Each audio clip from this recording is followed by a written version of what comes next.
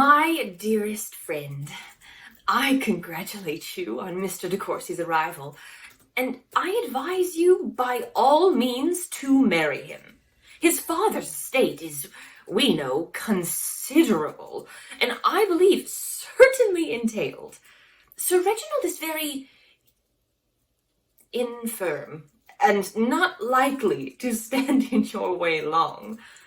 I hear the young man well spoken of, and though no one can really deserve you, my dearest Susan, Mr. De Courcy may be the worth having.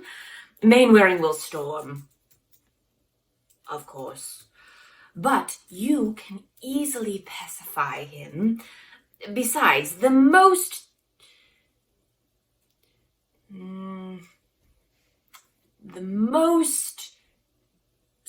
scrupulous point of honor could not require you to wait for his emancipation. Yes, good work. I have seen Sir James. He came to town a few days last week and called several times in Edward Street. I talked to him about you and your daughter, and he is so far from having forgotten you that I am sure he would marry either of you with pleasure. I gave him hopes of Frederica's relenting and told him a great deal of her improvements, and I scolded him for making love to Maria Mainwaring. He protested that he had only been in joke, and we both laughed heartily at her disappointment. And in short, were very agreeable. He is as silly as ever. Yours faithfully, Alicia.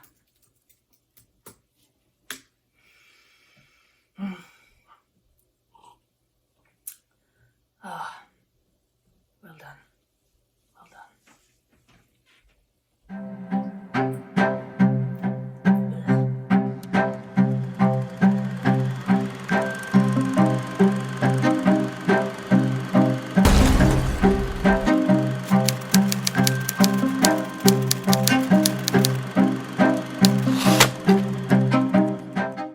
Good heavens, Alicia.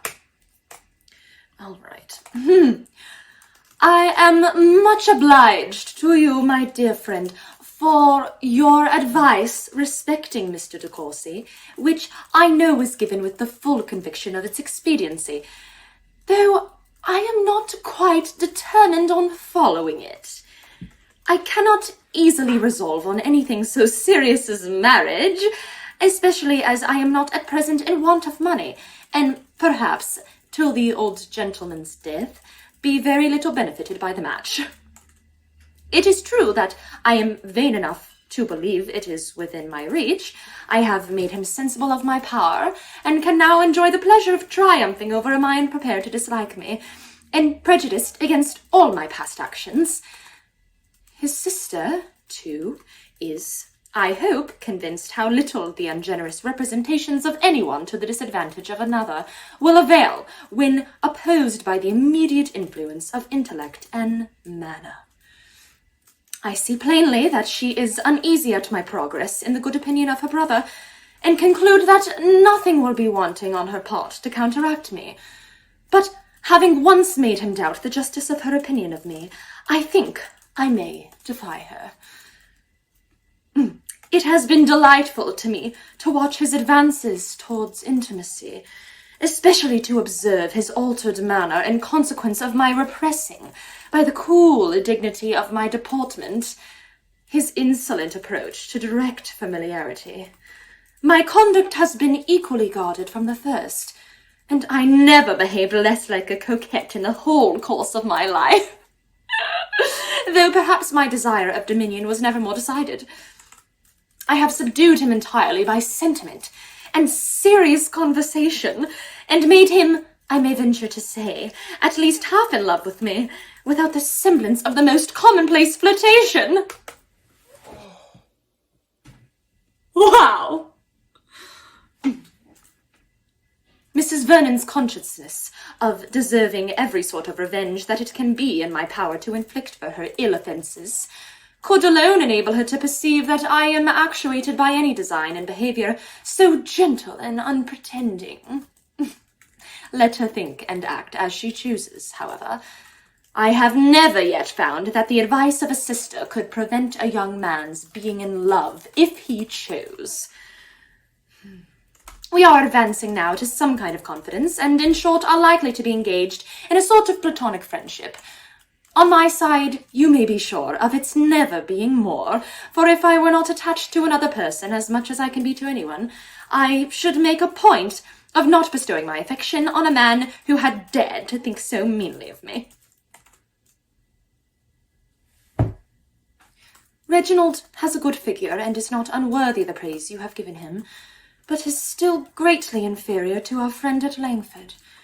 He is less polished, less insinuating than Mainwaring, and is completely deficient in the power of saying those delightful things which put one in good humour with oneself and all the world.